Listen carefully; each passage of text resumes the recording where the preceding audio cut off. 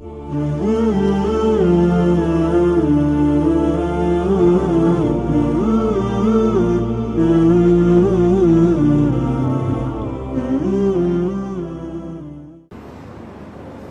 کبھی تفصیل میں اس قصے کو نہیں سنا سکا کہ میرے جذبات میرے اوپر غالب آ جاتے ہیں، میرے الفاظ بکھر جاتے ہیں، ٹوٹ جاتے ہیں، میرا بند ٹوٹ جاتا ہے۔ لیکن اس کی متھ کیا ہے؟ یہ کیوں ہوا؟ یہ کیوں ہوا؟ یہ اس لیے نہیں ہوا کہ 10 دن رو پیٹ کے تم چھٹی کرو، اس لیے نہیں ہوا۔ ایک سبق ہے، ایک پیغام ہے کہ اللہ کو راضی کرنے کے لیے اتنی بازی لگانی پڑے تو لگاؤ۔ بھوکے پیاسے، کہ گرمی کے روزے آتے ہیں 12 گھنٹے پیاس میں آدمی تڑپ کے رہ جاتا ہے۔ تمہیں خبر ہے میرے نبی کی اولاد 72 گھنٹے پیاسے، پیاس کی شدت، پانی کا قطرہ نہیں، اور آگے انسان کی شکل میں درندے کھڑے ہوئے ہیں۔ جب سارے جان نثار شہید ہو گئے، تھوڑا سا سنا بھی دیتا ہوں، جب سارے جان نثار شہید ہو گئے تو پیچھے اہل البیت رہ گئے۔ اہل البیت، سب سے پہلے شہید کا نام بتاتا ہوں، مسلم بن اوسج، جو امام صاحب کے، امام علی مقام کے قافلے میں جو پہلے شہید ہیں، مسلم بن اوسج۔ اور ان کی طرف سے جو 2 پہلے قتل ہوئے، سالم اور یسار، اور ان کو قتل کرنے والے تھے عبید اللہ بن عمیر الکلبی۔ ایک ابن زیاد کا غلام تھا، ایک ربیعہ بن زیاد کا غلام تھا۔ وہ دونوں نکلے تو اس کے مقابلے کے لیے بربر بن خضیر اور حبیب بن مطاہر نکلے حسین علی مقام کے لشکر سے۔ تو عمیر بن وہب کلبی وہ کوفہ سے اٹھ کے آئے تھے، کوفہ سے بیوی سمیت آئے تھے، بیوی کا نام ام وہب، حبشی تھے۔ کہنے لگے مجھے اپنے اوپر قربان ہونے تھے، میں اکیلا ان دونوں کو کافی، ان دونوں کو ہٹا دے۔ اور ننگے بدن تھے، ننگے بدن، جسم پہ کچھ نہیں۔ کہا میں تو مرنے ہوں، میں کیوں زرا پاما جو میں جیونا ہے، میں تو مرنا ہے۔ ننگے بدن تھے۔ تو ان کی بیوی نے کہا ان کو جانے دیں، ہم دونوں نے آپ پر قربان ہونے کی نیت کی ہوئی۔ ہم نے کہا اچھا اللہ تجھے جزا خیر دے، جاؤ۔ تو اس اکیلے نے دونوں کمبختوں کو جہنم میں پہنچا دیا، سالم اور یسار۔ تو ان میں سے ایک آدمی بولا یہ مرنے آئے ہیں، اگر اکیلے لڑو گے تم سب کو مار دیں گے، اور تسی تو جیون دے طلبگار ہو، مرن دے طلبگار ہیں، مرن والے نو مارنا کوئی سوکھا کام ہوندا ہے، وہ ان پر کٹھے حملہ کرو۔ پھر حملہ عام ہوا تو پہلے شہید ادھر سے مسلم بن اوسج، جب وہ گر رہے تھے تو کہہ رہے تھے حسین کی حفاظت کرنا جب تک سانسوں میں سانس باقی۔ آپ کے لشکر میں ادھر زہیر بن القین، یعنی رائٹ سائڈ پر زہیر بن قین ایک چھوٹا جھنڈا، لیفٹ سائڈ پر حبیب بن مظاہر ایک جھنڈا، درمیان میں آپ کے بھائی عباس بن علی جن کے ہاتھ میں بڑا جھنڈا تھا، اور بڑا نشان کا جو علامت تھا وہ عباس بن علی کے درمیان میں تھا۔ 32 گھوڑ سوار تھے اور 40 پیدل تھے۔ جب انہوں نے پہلا حملہ کیا تو 32 نے 3000 کا منہ پیچھے کر دیا۔ تو ابن زیاد نے کہا پہلے ان کے گھوڑوں کو مارو، ان کے گھوڑوں کو مارو۔ تو 500 تیر اندازوں نے کٹھے ان کے گھوڑوں پہ تیر چلائے تو سب کے گھوڑے گر کے ختم ہو گئے۔ پھر ساری پیدل ہو گئے، تو پھر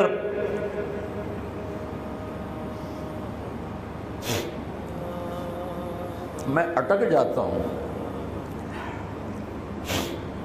اس لیے پھر میں آخر میں بیچ میں زہیر کی شہادت سنا دوں۔ زہیر بن القین،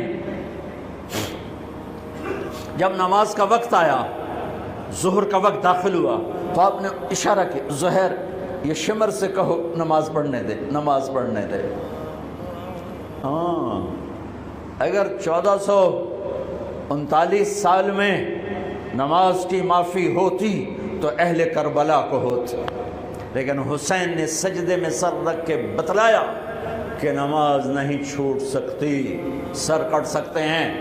تو انہوں نے آگے ہو کر کہا کہ بھائی نماز کے لیے جنگ روکو، تو کوفی لشکر کا ایک سردار تھا حسین ابن نمیر، اس نے کہا تمہاری تو نماز قبول ہی نہیں ہوتی۔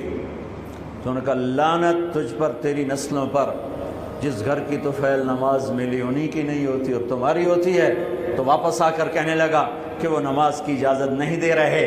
فرمایا نماز تو نہیں چھوٹے گی نا، یہ فیصلہ آباد والوں کو نہیں، 7 بر اعظم کے ایمان والوں کو پیغام ہے کہ زیر خنجر بھی یہ پیغام سنایا ہم نے، نماز نہیں چھوٹ سکتی، نماز نہیں چھوٹ سکتی۔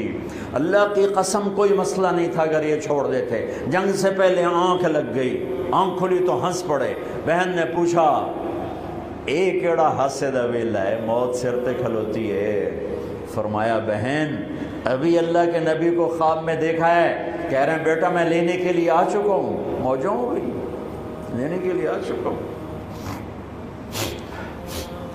چھوڑ دیتے تو پھر گلستان کالونی والوں کو بھی گنجائش مل جاتی، چھٹی جا سکتی ہے۔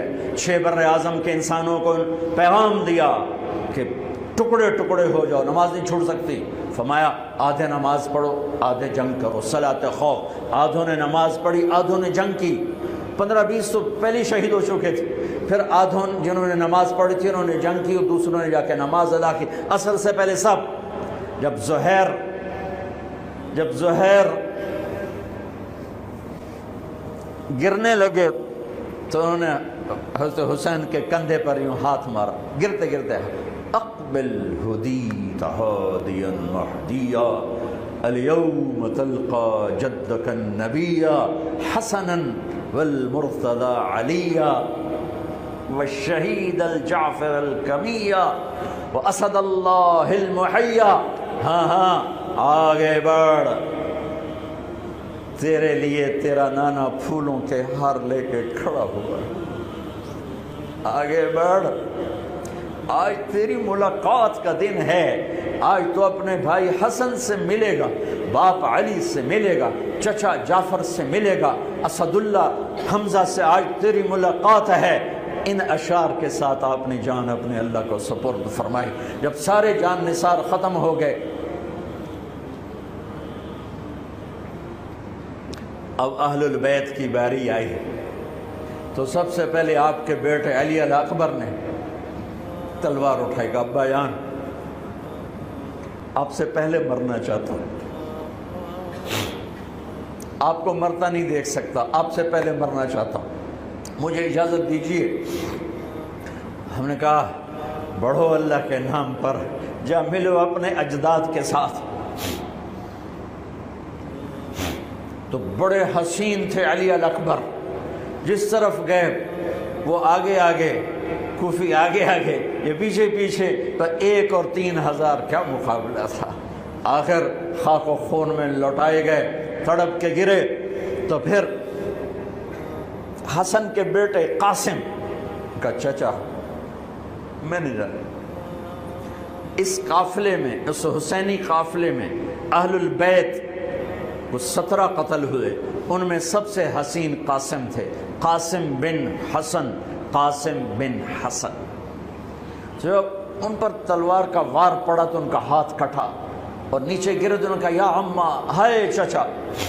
تو حضرت حسین زخموں سے چور ہو چکے تھے، لیکن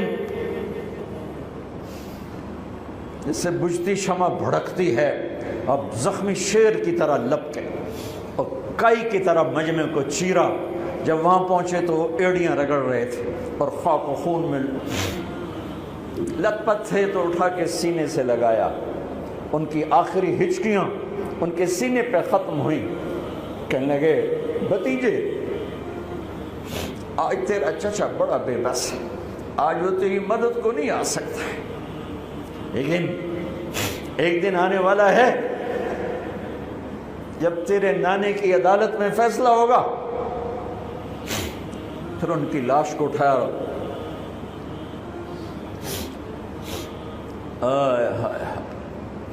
عبداللہ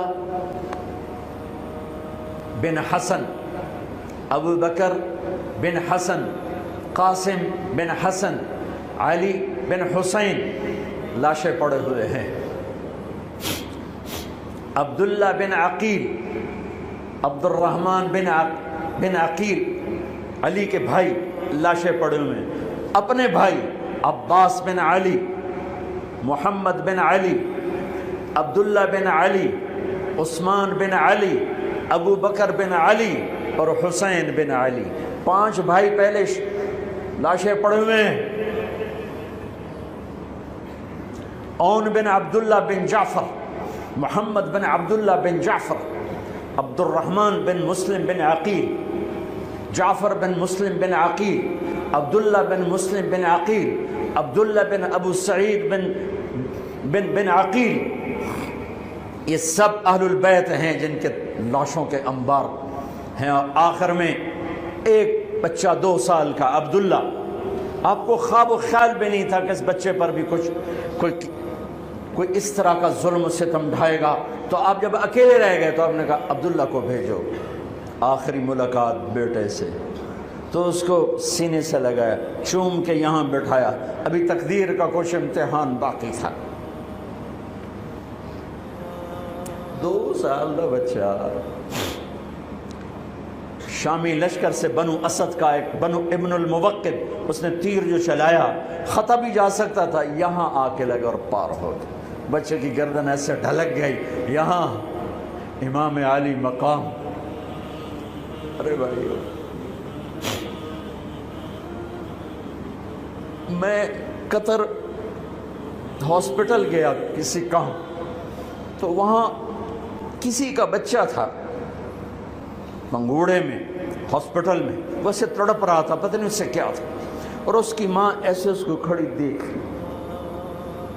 یہ منظر میں آج تک نہیں بھولا۔ اس ماں کے چہرہ، صرف اس کی آنکھیں نہیں رو رہی تھی، مجھے اس کا سارا وجود روتا ہوا دکھائی دیا۔ اس بچے کے اوپر ڈاکٹر کھڑے ہوئے ہیں، اچھا نہیں، مجھے نہیں پتا اس کو کیا تھا، وہ ایسے بے قرار ہو کے تڑپ رہا تھا۔ یہ 2001 کا واقعہ ہے، 16 برس گزر چکے ہیں، میں واقعہ نہیں بھول سکا ہوں۔ اس باپ کو سوچو جس کے سامنے 2 سال کے بچے کے گردن کے تیر پار ہو گیا ہو، اور پھر وہ خون، یہاں بچے کا خون دونوں ہاتھوں میں لیا اور یوں آسمان کی طرف بلند کر کے کہا، میرے رب، بس تو راضی ہو جا، تو راضی ہے تو کم ہی بڑھ گئے۔ یہ پیغام ہے فیصل آباد کے تاجروں کو، پورے ملک کے تاجروں کو، پوری دنیا کے اہل ایمان کو، کہ اللہ کو پانے کے لیے ہر سودا قبول ہے، قبول ہے۔ ہاں، پھر کھڑے ہو گئے کہ چل بچیا تو چل، تیرا پیو بھی آ رہا ہے۔ اب آپ کو شہید کرنا کوئی مسئلہ نہیں تھا، زخموں سے چور تھے، لیکن ہر کوئی ڈرتا تھا بھئی میں نہ مارا، تو شمر آیا بدبخت، کیوں نہیں قتل کرتے ہو؟ تو ابو زرع بن شریک تمیمی نے پہلا وار سیدھا کیا، جو یہاں لگا، شانے پر لگا، تو اس سے آپ ڈولے، تو سنان بن انس نے سینے پر نیزہ مارا، اس سے آپ گرے، تو شمر نے کہا سر کاٹو،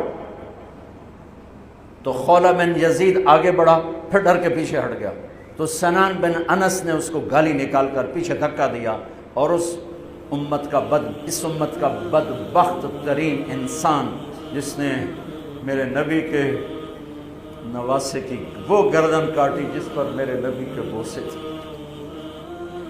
گردن کاٹ کے سر اوپر چڑھا دیا۔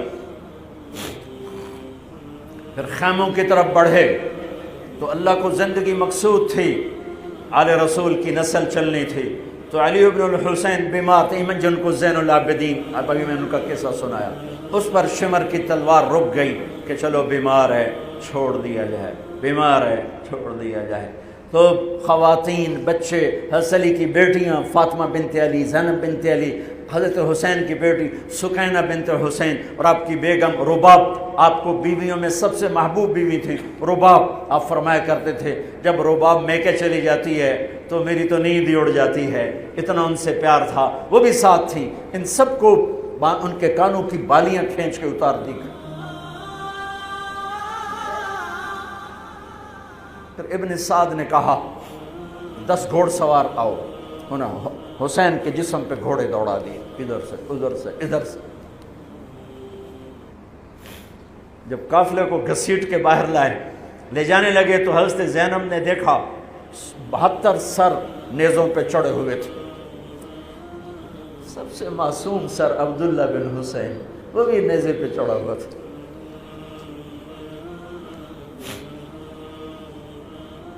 ہم نے کربلا کو افسانہ بنا دیا، یہ کمائی کا ذریعہ بنا لیا.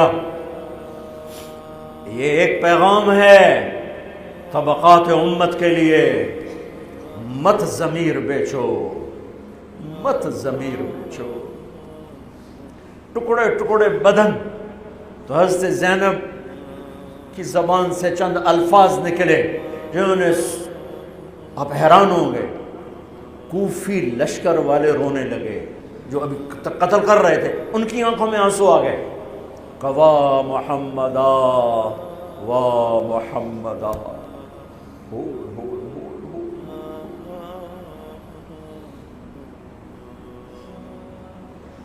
اے محمد مصطفیٰ، اے محمد مصطفیٰ، هذا حسین بالعراء مزمل الدماء مقطع الاعضاء. وا محمدا وا محمدا، اے محمد مصطفیٰ، اے محمد مصطفیٰ، بناتک السبایا ذریتک مقتلہ تصفی علیہا الریاح. آج حسین کی بارات ہے محمد مصطفیٰ، آج تیرے نواسے کی بارات ہے. آج اس نے اپنی بوٹیوں کا ہار گلے میں ڈالا ہے، اپنے خون کے قطروں سے بنا ہوا لباس پہنا ہے. آج وہ سرخ جوڑے میں بڑا حسین نظر آ رہا ہے، آج وہ سرخ جوڑے میں بہت پیارا لگ رہا ہے. اس کا جسم بکھرا ہوا ہے، اس کی بوٹیاں بکھر گئیں، اس کے بدن کے ٹکڑے ٹکڑے ہو گئے. آج اس کا لاشا پڑا ہے.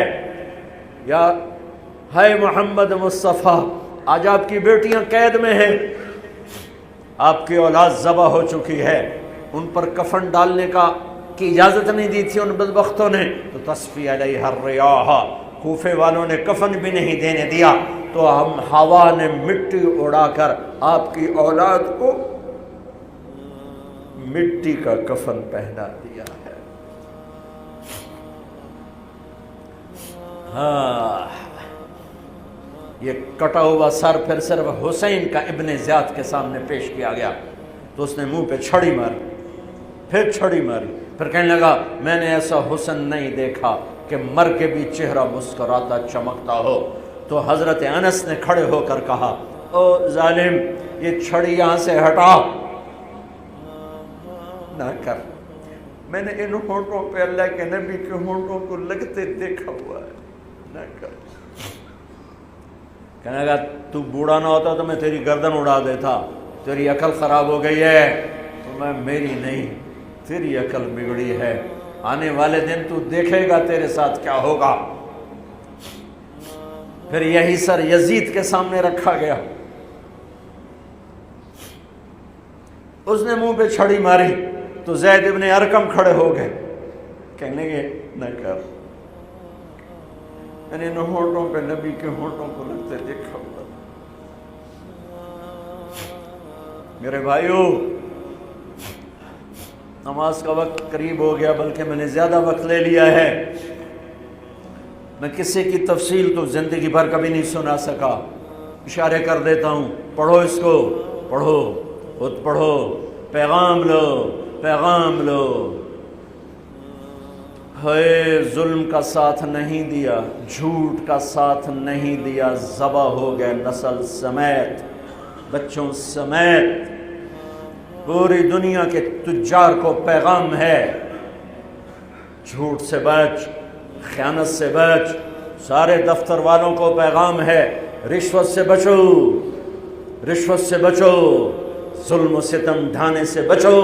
ساری دنیا کے میرے ملک کا ایک ایک طبقہ ضمیر بیچ کے سویا ہوا ہے. جہاں انصاف دینے والے بک جائیں، جہاں جج کے قلم کی قیمت لگے، جہاں جس دیش کے جج کو خریدا جا سکتا، جس کے قلم کو خریدا جا سکے، جس دیش کے وکیل کو خریدا جا سکے، جس دیش میں جھوٹے مقدموں کی بھرمار ہو، جس دیش کا ڈاکٹر مریض کو مریض نہ سمجھے، گاہک سمجھے، اور مرتے کی کھال اتارے، مرتے ہوئے کی کھال اتارے، جس دیش کا وکیل خود ایک مافیا گروپ بن چکا ہو، جس دیش کا، میں وکیلوں کا رونا کیا روں، میں ججوں کا رونا کیا روں، میرے دیش کا تو ریڑھی والا بھی ظالم ہے، مزدور بھی ظالم ہے، غریب بھی ظالم ہے، مالدار بھی ظالم ہے، ظلم کے اندھیروں میں دیش ڈوبا ہوا ہے۔ میرے بھائیو، ہمارا نیا سال شروع ہو چکا ہے، اور ہم توبہ کریں اللہ کی بارگاہ میں۔ میرے بھائیو، میں بہت دہراتا ہوں اس بات کو، جس فرد میں، جس قوم میں، جس دیش میں، جس خاندان میں، جس معاشرے میں ظلم ہوگا، جھوٹ ہوگا، دھوکہ ہوگا، وہ تباہ ہو جائیں گے، چاہے مسلمان ہیں چاہے کافر ہیں۔ جس دیش میں، جس قوم میں، جس ملک میں، جس معاشرے میں، جس فرد میں سچائی ہوگی، انصاف ہوگا، دیانتداری ہوگی، اللہ ان کی حفاظت کرے گا، عزت دے گا، چاہے مسلمان ہیں چاہے کافر ہیں۔ دنیا کی عزت ضرور ملے گی، کفر کے ساتھ ملے گی، کہ سچائی، دیانتداری، عدل و انصاف پر اللہ سایہ کر دیتا ہے، چاہے کفر ہے چاہے اسلام ہے، موت تک۔ کافر ہے تو موت تک، موت کے بعد ایمان کا فیصلہ ہے، لیکن اگر ایمان ہے تو یہ جہان بھی بن گیا، وہ جہان بھی بن گیا۔ یہی فیصلہ بات کی بات ہے۔ میں صبح نکلا، سیر کر کے واپس آ رہا تھا، مجھے دور سے ایک ریڑھی والا نظر آیا، سفید داڑھی، پگڑی، تو مجھے بڑا اچھا لگا کہ عام طور پہ ریڑھی والوں کا یہ حلیہ نہیں ہوتا ہے، تو لہٰذا دور سے میری نظروں میں جچ گیا۔ جب میں قریب سے گزرا تو میں نے پھر اس کو ایسے دیکھا، تو میں نے دیکھا وہ رو رہا تھا، ایسے خاموش آنسو، ساز خاموش ہیں فریاد سے معمور ہیں ہم، اور ایک ہاتھ ریڑھی پر تھا، ایک ہاتھ پیٹی پر تھا، جو کوئی پیٹی لایا تھا، اور ایسے رو رہا تھا، ایسے رو رہا تھا۔ تو میں رک گیا، میں نے کہا بزرگو خیریت تو ہے، آپ کیوں رو رہے ہیں؟ تو اس نے مجھے کوئی جواب نہیں دیا، اس نے پیٹی ایسے الٹا دی میرے آگے، تو وہ پیٹی سیب کی تھی، اس کے اوپر سیب ٹھیک تھے، نیچے سارے گلے ہوئے سیب تھے، تو سارے سیب ایسے بکھر گئے۔ یہ پیٹی میں سیب بھرنے والا نہ تو وکیل ہے، نہ تو ڈاکٹر ہے، نہ تو بھوانے بازار کا تاجر ہے، نہ وہ سیشن کورٹ کا جج ہے، نہ وہ کوئی ڈی سی او ہے، نہ وہ کوئی تحصیلدار ہے، وہ مزدور ہے، غریب آدمی ہے۔ غریب کا ظلم بتا رہا ہوں۔ تو جب سیب بکھرے تو میں اس کو دیکھوں، سیبوں کو دیکھوں، مجھ سے کہنے لگا، کوئی اردو سپیکنگ تھا، پنجابی نہیں تھا، اردو سے کہنے لگا، بیٹا میں بہت غریب، اس کی بہت، پر جب اس نے زور ڈالا نا، میں بہت غریب، انہیں ایسے لگا مجھے جیسے کسی نے چھری سے میرا کلیجہ چیر کے ڈالا، میرے آنسو نکل پڑے، میں اب رو رہا ہوں۔ اس واقعے کو 30 سال گزر چکے۔ بیٹا میں بہت غریب ہوں، صبح منڈی جاتا ہوں، ایک پیٹی لاتا ہوں، شام تک بک جاتی ہے، بچوں کے لیے تازہ آٹا لے کے جاتا ہوں، آج کسی نے میرے بچوں کی روٹی مجھ سے چھین، آج کسی نے میرے بچوں کی روٹی مجھ سے چھین۔ اسی سیب کی پیٹی کو اب اوپر تک لے جاؤ کہ لوگ جانوں سے کھیل رہے ہیں، اپنی عزت اقتدار، جھوٹی عزتوں کے لیے عزتوں سے کھیل رہے ہیں، جانوں سے کھیل رہے ہیں، حقوق سے کھیل رہے ہیں۔ یہاں ایسے ضمیر بکتے ہیں جیسے بھیڑ بکریاں بکتے، یہاں ایسے زبان کے بول بکتے، اے نہیں کسائیاں کول جاؤ تو بچ سری دے وے زبان بھی آیا تو سر بھی آیا، یہاں ایسے دماغ بکتے ہیں جیسے بکرے کی سری بکتی ہے، ایسی زبانیں بکتی ہیں جیسے بکرے کی زبان بکتی ہے، ایسے ضمیر کے سودے ہوتے ہیں جیسے بھیڑ بکریوں کے سودے ہوتے ہیں۔ اور میری جیب خالی تھی، میرے پاس کچھ بھی نہیں تھا، جو میں تو ایسے صبح نکلا تھا، مجھے اتنا صدمہ ہو کہ ہے کوئی میری جیب اتنے پیسے تو ہوں دیتے بابے دی پیٹی جو کہ پیسے تو انہوں نے دے ہی دینا، آج تک مجھے یہ دکھ رلاتا ہے۔ پھیلا دو سارے پنجاب سے، وہ کراچی سے لے کر خپلو تک، گلگت تک، سب کچھ یہی ہو رہا ہے۔ روتے ہیں حسین کو، کھڑے ہوئے ہیں یزید کے ساتھ، روتے ہیں آل رسول کو، کھڑے ہوئے ہیں شمر کے ساتھ، ابن زیاد کے ساتھ۔ ان مگر مچھ کے آنسوؤں کی میرے رب کی بارگاہ میں کیا قیمت ہے؟ میرا معاشرہ ظلم و ستم میں ڈوب چکا ہے۔ کہتے کہتے کہتے کہتے عمر بیت گئی۔ بھائیو جتنے بیٹھے ہو اتنے تو توبہ کریں ہم، کہ آؤ بھائی آج ہم اپنے اللہ کو راضی کرنا، اپنی زندگی کی منزل بنائیں، اپنی زندگی کا مقصد بنائیں۔ ظلم سے نکلو، جھوٹ سے نکلو، بہتان سے نکلو، رشوت سے نکلو، حرام سے نکلو، شراب سے نکلو، زنا سے نکلو، بدکاری سے نکلو، فحاشی سے نکلو، جوئے سے نکلو، جھوٹے مقدموں سے نکلو، جھوٹی گواہیوں سے نکلو۔ قتیبہ بن بکار کی مجلس میں مصر کا بادشاہ واز سنتا تھا، 18 برس آتا رہا، 18 برس، اور ہر سال 1000 دینار، 1000 دینار ان کو گفٹ کرتا تھا، 1000 دینار،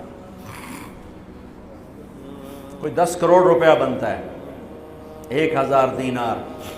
18 سال کے بعد ایک فتوے پہ دستخط مانگے کہ یہاں سائن کر دیں، فتویٰ غلط تھا۔ انہوں نے کہا مولوی نو 18,000 دینار دیتے کیوں نہیں کرے گا؟ انہوں نے فرمایا یہ تو شرعاً خلاف ہے، میں کیسے دستخط کروں؟ وہ کہنے لگا کرنے پڑیں گے۔ کہا میرا ضمیر نہیں تم ایسے خرید سکتے، میں نہیں کروں گا۔ کہنے لگا میرے 18,000 دینار واپس کر۔ 18,000 دینار اربوں روپیہ بن چکا ہے۔ انہوں نے کہا مولوی بھکھا ساڈا کھاوے تے ساڈے اگوں سر چاوے۔